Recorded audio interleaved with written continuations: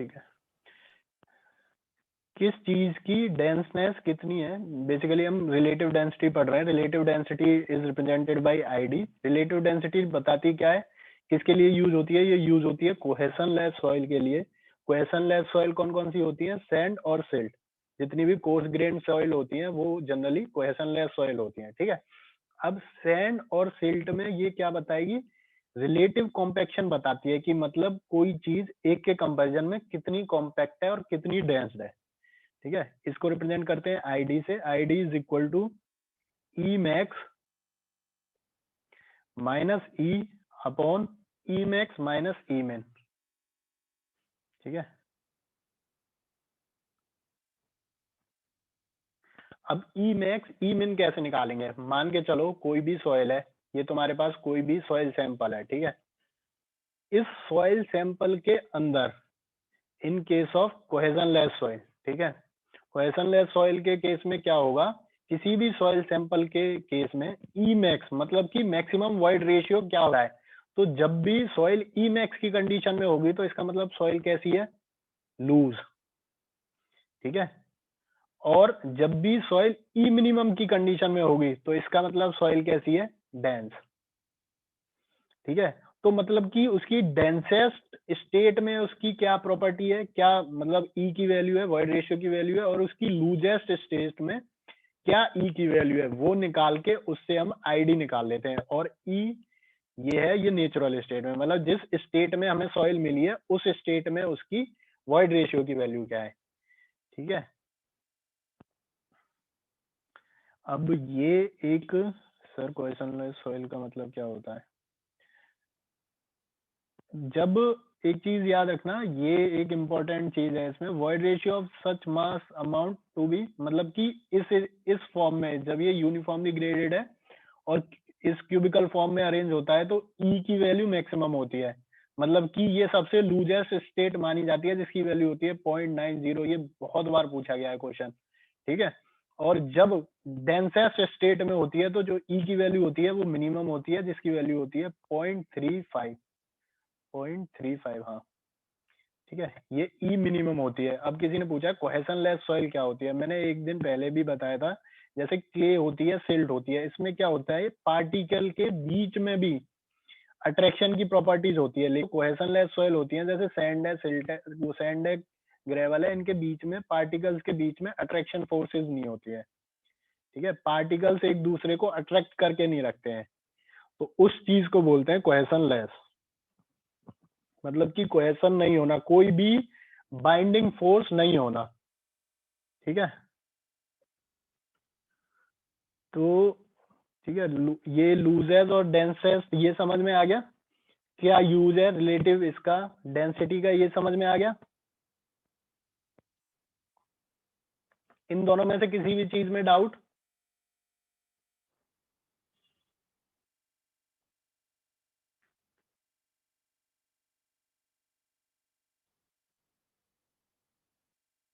है डाउट बेटा? कोई बोलो,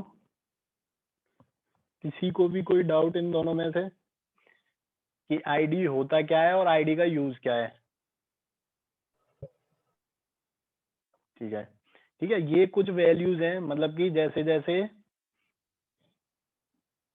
बेटा इनकी जो वैल्यू है ना, ये तो मैंने एक केस के लिए बता दी। वो केस क्या है? जब यूनिफॉर्मली ग्रेडेड सॉइल हो। यूनिफॉर्मली ग्रेडेड का क्या मतलब होता है? जब सारे सॉइल के पार्टिकल के साइज सेम हो। ठीक है, उस केस में मैंने तुम्हें बताई, यदि हम ऐसे अरेंज करेंगे, ठीक है, वन ओवर अनदर, इसको बोलते हैं क्यूबिकल फॉर्म। इस केस में जो मैक्सिमम वैल्यू निकल के आती है ई की, मतलब कि इस केस को सबसे लूजेस्ट फॉर्म माना जाता है जिसकी वैल्यू होती है 0.91 या फिर 0.90। ठीक है, और ई मिनिमम ये होती है सबसे ज्यादा डेंसेस्ट स्टेट में। ठीक है,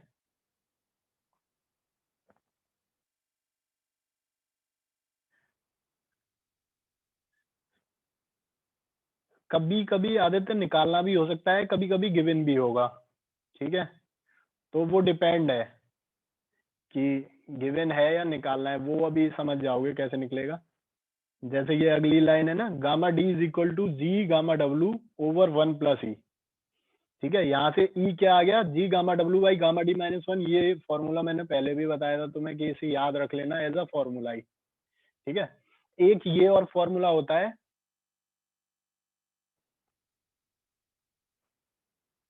एक ये और फॉर्मूला होता है गामा इसका, इसको आई डी, मतलब मैं तो आई डी से रिप्रेजेंट करता हूँ, तुम भी आई डी से रिप्रेजेंट कर लेना, कॉमन हो जाता है। ठीक है, I D equal to ji gamma W by gamma minimum minus one minus G gamma W by gamma D minus one. ये क्या किया, ई मैक्स को कन्वर्ट किया, ई मैक्स की वैल्यू ये आई, ये ई को, ये ई मैक्स माइनस ई मिन। तो ये जो सॉल्व हो क्या आता है, ये जो सॉल्व हो क्या आता है, वो ये आ जाता है। ठीक है, ये वैल्यू, इसको सॉल्व करके दिखाऊं या ये समझ में आ जाएगा एक बार खुद देखोगे तो?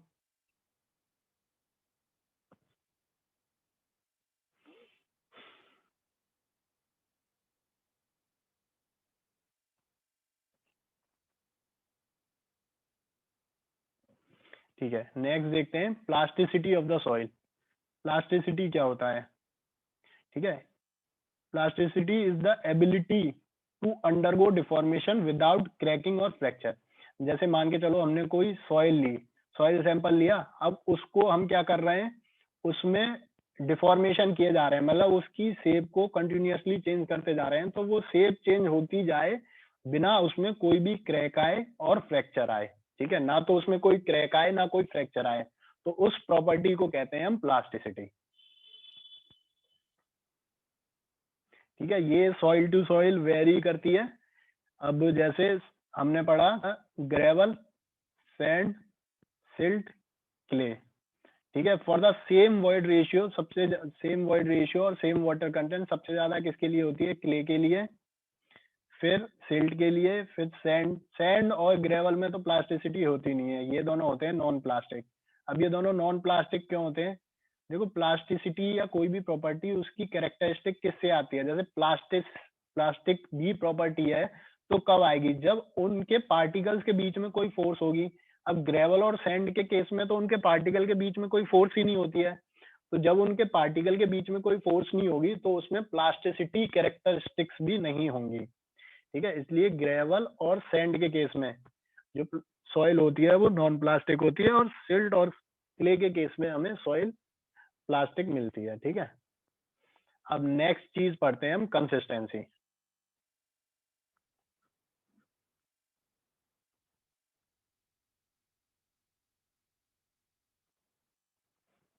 सबसे पहले देखो कंसिस्टेंसी होती क्या है। ये जो है वो रिलेटिव ईज है।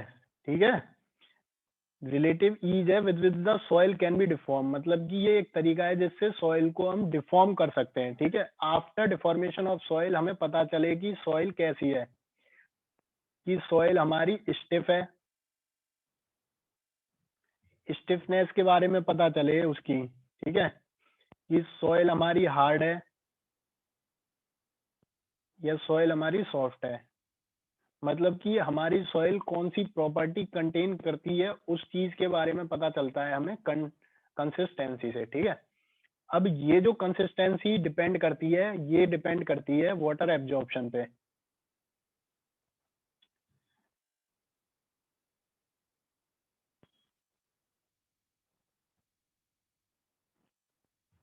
वाटर एब्जॉर्प्शन मेनली डिपेंड करता है वाटर कंटेंट पे, तो ये मतलब डायरेक्टली डिपेंड करती है वाटर कंटेंट पे। ठीक है, वाटर कंटेंट मेनली हम कैलकुलेट करते हैं क्ले और सिल्ट के केस में। ठीक है, क्योंकि इन्हीं दोनों के केस में जो वाटर कंटेंट है ना वो मैटर करता है। तो ये जो कंसिस्टेंसी हम जनरली कैलकुलेट करते हैं, ये कैलकुलेट करते हैं हम कोहेसिव सॉइल में। ठीक है, तो इनकी जो स्टडी है वो जनरली रिलेटेड होती है कोहेसिव सॉइल की। कहीं यदि पूछा जाए the term consistency is related with, तो related with, it is related with clay soil. ठीक है, यशविंदर ने पूछा है सर एडजॉर्प्शन क्या होता है। एडजॉर्प्शन बेसिकली क्या होता है, ये मान के चलो सॉइल का पार्टिकल है या कोई भी पार्टिकल है, उसके सरफेस पे जो वाटर एब्जॉर्ब होता है, मतलब एक तो होता है इनसाइड मॉलिक्यूल चला जाए, लेकिन उसके सरफेस पे ही जो वाटर प्रेजेंट हो उसको बोलते हैं एड्सॉर्ब्ड वाटर। ठीक है, the water which is present at the surface of that material is known as adsorb water. ठीक है, तो कंसिस्टेंसी क्या बताती है? रिलेटिव ईज, जिससे कि सॉइल को हम डिफॉर्म कर सकें, ठीक है। सॉइल के बारे में बताती है कि सॉइल सॉफ्ट है, स्टिफ है या हार्ड है। टर्म जनरली यूज होता है फाइन ग्रेन सॉइल के लिए, जैसे कि क्ले और सिल्ट के लिए, ठीक है। अब कंसिस्टेंसी कर्व देखते हैं क्या होता है, ठीक है।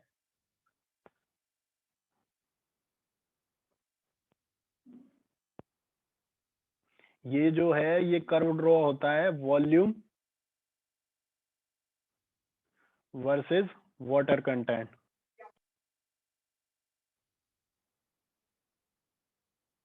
ठीक है। Water content is represented by small w, ठीक है। Volume is represented by v, ठीक है।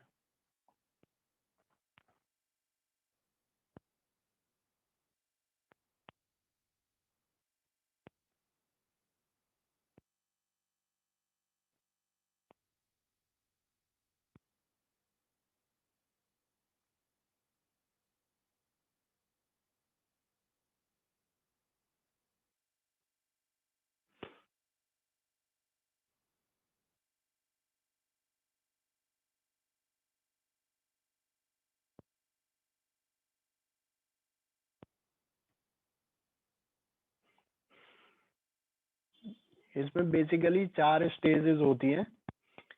इसको सबसे पहली बार अटरबर्ग ने एनालाइज किया था, तो इनकी जो लिमिट्स होती है इनको अटरबर्ग लिमिट्स भी कहते हैं, ठीक है। सबसे पहले होती है सॉलिड स्टेज, फिर होती है सेमी सॉलिड स्टेज,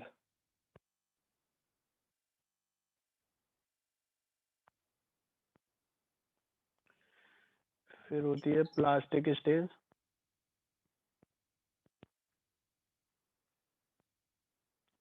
फिर होती है लिक्विड स्टेज, ठीक है। ये जो वाटर कंटेंट की लिमिट होती है इसको बोलते हैं श्रिंकेज लिमिट, और इस लिमिट पे जो वॉल्यूम होता है वॉल्यूम ड्राई से रिप्रेजेंट, वी ड्राई, ठीक है। यहाँ होती है प्लास्टिक लिमिट, इस पे जो वॉल्यूम रिप्रेजेंट होता है वो वी प्लास्टिक से रिप्रेजेंट होता है, ठीक है। यहाँ होती है डब्ल्यू एल लिक्विड लिमिट, इस पे जो वॉल्यूम रिप्रेजेंट होता है वो वी एल से रिप्रेजेंट होता है, ठीक है। अटरबर्ग ने इन 4 लिमिट्स में जो है वो डिटरमाइन किया था, जैसे ये 4 स्टेजेस हैं, सॉलिड, सेमी सॉलिड, प्लास्टिक और लिक्विड स्टेज, और इनमें 4 स्टेज पे डिटरमाइन किया था और 3 लिमिट्स की वैल्यू निकाली थी, sinkage limit, plasticity limit, sorry sinkage water content, plasticity water content, plastic water content, और ये लिक्विड लिमिट पे वाटर कंटेंट की वैल्यू, ठीक है। इनसे 3 लिमिट निकल के आई, वो अब देखेंगे आगे, ठीक है। यहाँ तक किसी को कोई डाउट?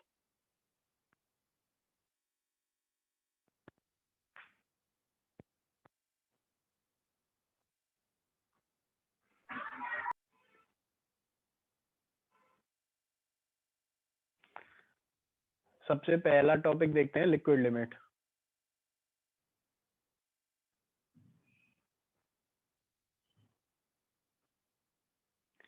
लिक्विड लिमिट को रिप्रेजेंट करते हैं WL से, ठीक है। It is defined as minimum water content at which soil has tendency to flow, मतलब कि ये वो वाटर कंटेंट है जिसपे सॉइल की टेंडेंसी होती है फ्लो करने की, ठीक है।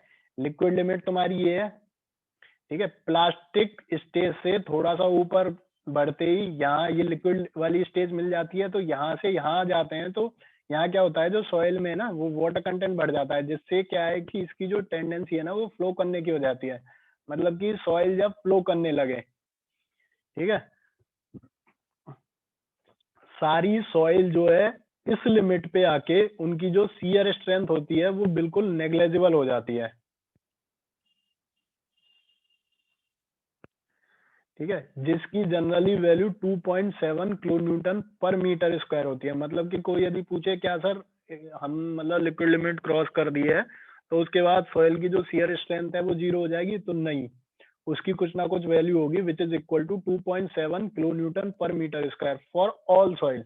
मतलब कोई भी सॉइल हो, चाहे तुम्हारी क्ले हो, सिल्ट हो, सैंड हो और ग्रेवल हो, चाहे कोई भी सॉइल हो, सॉइल में कोई से पार्टिकल्स प्रेजेंट हो, लेकिन उन सब के लिए जो कुछ ना कुछ मिनिमम फिर भी उसकी कुछ ना कुछ शियर स्ट्रेंथ रह जाती है, ठीक है, जिसके कारण उसमें 2.7 किलोन्यूटन पर मीटर स्क्वायर की वैल्यू मिलती है हमें।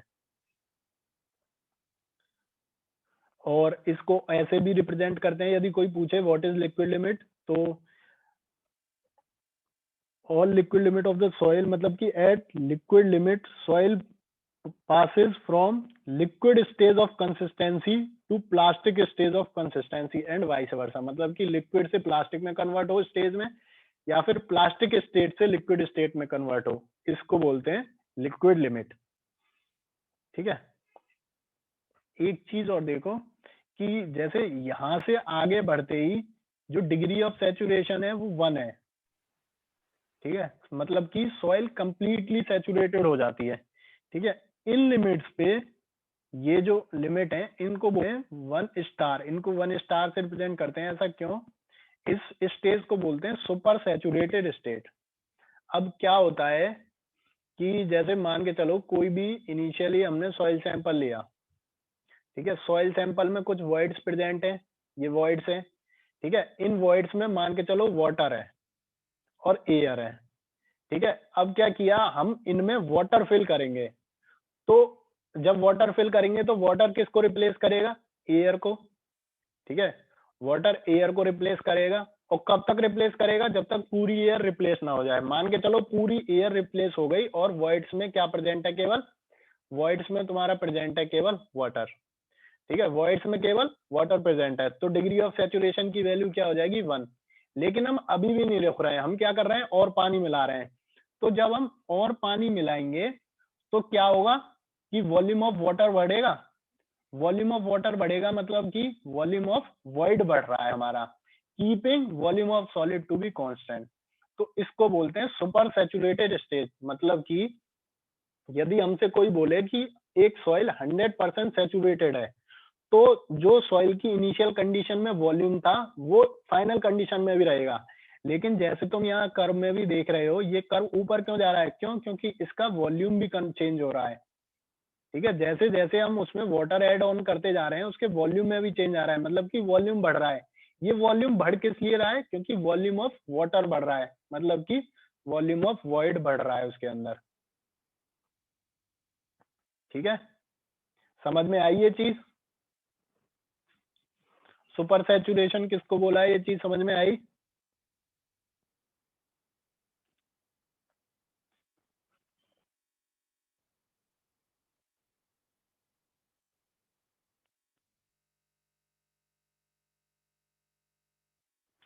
अब ये जो लिक्विड लिमिट होती है, इसको निकालने के मेथड को बोलते हैं, इसको जिस अपार्टस से निकालते हैं उसको बोलते हैं कैसा ग्रांडे।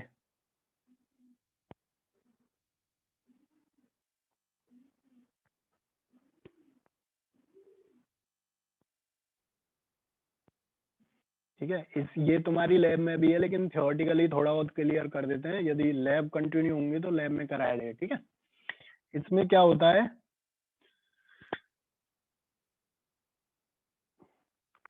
इसमें ये जो है, ये जो तुम्हें दिखाई दे रहा है ये अपर्टस के व्यू है, ठीक है, ये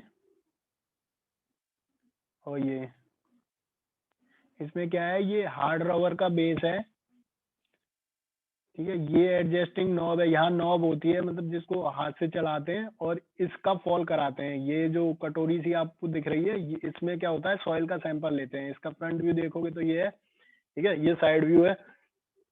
तो इसमें क्या करते हैं, सॉइल का सैंपल लेते हैं, ठीक है, और इस सैंपल को इसमें फिल करने के बाद, मतलब कि एक सॉइल के सैंपल को फिल करने के बाद ये एक अपैरेटस होता है, इसको बोलते हैं कैसा ग्रांडे टूल।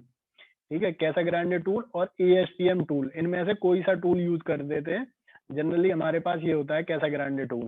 ठीक है, तो कैसा ग्रांडे टूल से क्या करते हैं, बीच में एक ग्रूव क्रिएट करते हैं। यहाँ जैसे हमने सॉइल सैंपल भर दिया, फिर उसमें एक ग्रूव क्रिएट करेंगे। ग्रूव क्रिएट करने के बाद इसको क्या करेंगे, 1 सेंटीमीटर की हाइट से फॉल करते हैं। ये जो हाइट होती है, जैसे अभी तो तुम्हें टच दिख रहा है, लेकिन ये एक गैप होता है जिसको जनरली ये 1 सेंटीमीटर होता है। ठीक है, 1 सेंटीमीटर की हाइट से इसको फॉल करेंगे फॉर 25 नंबर ऑफ टाइम्स। ठीक है, 25 बार इसको फॉल करेंगे इस सरफेस पे। ये किसका होता है? रबर का। ठीक है, हार्ड रबर का सरफेस होता है, उस पे फॉल करते हैं। और उसके बाद जो सैंपल होता है उसके वाटर कंटेंट मतलब कि लिक्विड लिमिट को नोट करते हैं। ठीक है, तो बेसिकली अब इसमें क्या करते हैं कि ये अपैरेटस देगा। ठीक है, इसमें तुमने सॉइल सैंपल ले लिया। सॉइल सैंपल लेने के बाद क्या करेंगे, इस ग्रूव की हेल्प से एक ग्रूव कट आउट कर लेंगे बीच में से। जब ये मतलब नीचे जब इसको हिट करेंगे, जब हिट करने के बाद ये जो गैप है, इसके बीच का गैप वो 1/2 इंच के बराबर हो जाए, वो नंबर ऑफ ब्लोज काउंट करेंगे जब ये 1/2 इंच का जो गैप है वो फिल हो जाए।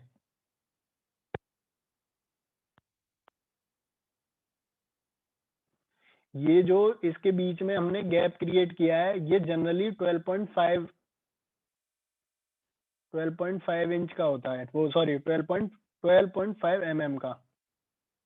ठीक है, 12.5 का। और ये जो 12.5 का गैप है, ये जब फिल हो जाए उस वाटर कंटेंट, उस क्या बोलते हैं नंबर ऑफ फॉल के अगेंस्ट, जैसे हम गिनते जाएंगे, एक फॉल दिया हमने, फिर दूसरा फॉल देंगे, फिर थर्ड फॉल देंगे, फिर फोर्थ फॉल देंगे, उस फॉल के अगेंस्ट उसको काउंट कर लेंगे कि उसका वाटर कंटेंट क्या है। ठीक है, जनरली क्या होता है, जैसे मैंने एक सॉइल सैंपल लिया, ठीक है, उस सॉइल सैंपल का वाटर कंटेंट मुझे पता होगा, वाटर कंटेंट मैं निकाल लूंगा। मेरे पास कई मेथड है वाटर कंटेंट निकालने के लिए, ये सैटरडे में बता ही दिया था। ठीक है, अब क्या करेंगे, इस ये ग्रुप क्रिएट कर लेंगे, सैंपल रखेंगे, उस पर ग्रुप क्रिएट करेंगे, तो वो नंबर ऑफ ब्लो काउंट कर लेंगे जिस नंबर ऑफ ब्लो के करस्पॉन्डिंग जो ये 12.5 का जो हमने गैप क्रिएट किया था वो फिल हो जाए। ठीक है, कर लेंगे। अब ऐसी और रीडिंग लेंगे, फिर दूसरा सॉइल सैंपल लेंगे, उसमें डिफरेंट वाटर कंटेंट लेंगे, फिर वो नंबर ऑफ ब्लो काउंट करेंगे जिसके करस्पॉन्डिंग ये वैल्यूज मतलब 12.5 की वैल्यू मीट हो जाए, मतलब कि ये पास में आ जाए सॉइल। फिर तीसरा लेंगे, ऐसे ही नंबर ऑफ सैंपल्स लेंगे, उसके बाद एक कर्व ड्रॉ करेंगे। ठीक है, जैसे ये कर्व ड्रॉ किया, ये गलत है, 25 नंबर ऑफ ब्लोज के करस्पॉन्डिंग। ठीक है, 20, हाँ सही है, सही है, 25 नंबर ऑफ ब्लोज के करस्पॉन्डिंग जो वाटर कंटेंट की वैल्यू आएगी, वो जो वाटर कंटेंट होगा वो उसकी लिक्विड लिमिट होगी। ये चीज आई समझ में? ये पूरा एक्सपेरिमेंट आया समझ में या नहीं, दोबारा बताऊं यार?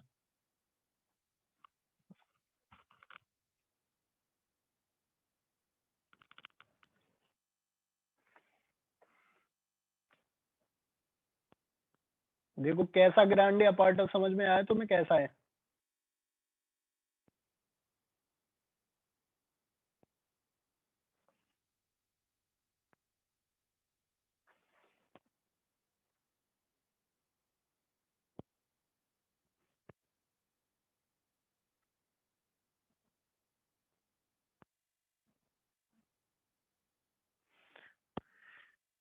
देखो हमारे पास मान के चलो सॉइल सैंपल है कोई, ठीक है, इसमें हम निकाल क्या रहे हैं, लिक्विड लिमिट। लिक्विड लिमिट कौन सी लिमिट होती है? जिसपे फ्लो करने की टेंडेंसी आ जाए सॉइल की। ठीक है, तो ये कोई मेरे पास सैंपल है मान के चलो, इसका मुझे वाटर कंटेंट पता है।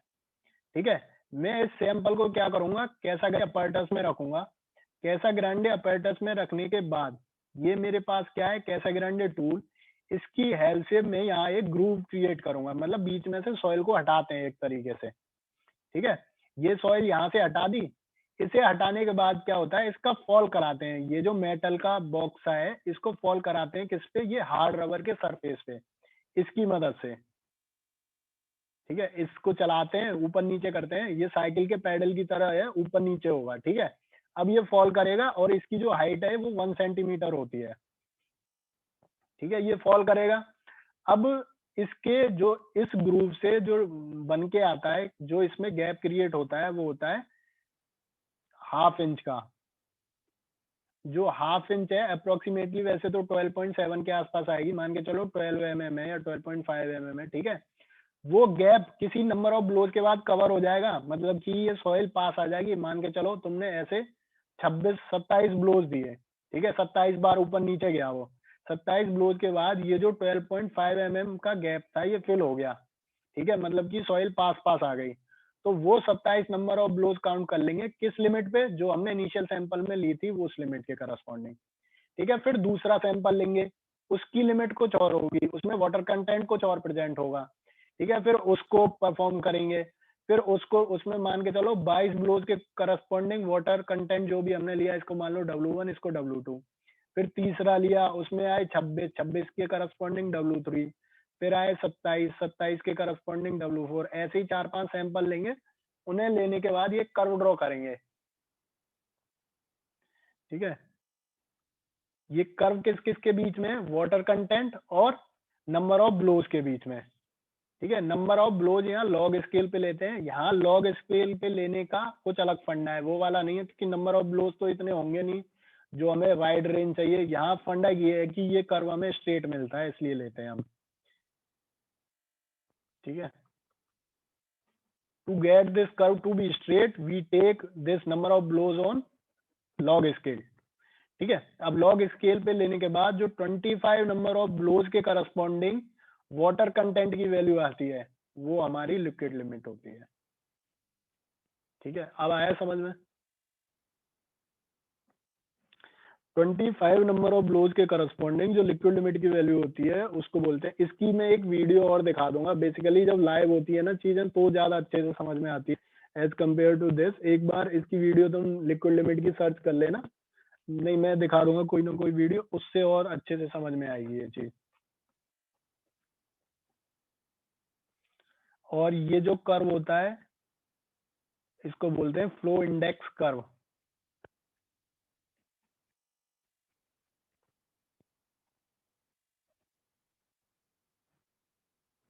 ठीक है, इससे बेसिकली हमें मिलता क्या है, हमें मिलता है इससे flow index which is IF। ठीक है, जिसको हम रिप्रेजेंट करते हैं W1 minus W2 upon log at the base 10 N2 by N1। ठीक है, इसका मॉड क्यों लेते हैं, क्योंकि इस वैल्यू को कभी नेगेटिव नहीं लेते। ठीक है, तो ये क्या करता है, ये हमेशा वैल्यू को पॉजिटिव कर देता है, तो IF can never be negative. ठीक है, इसको बोलते हैं फ्लो इंडेक्स। यहाँ तक किसी को कोई डाउट?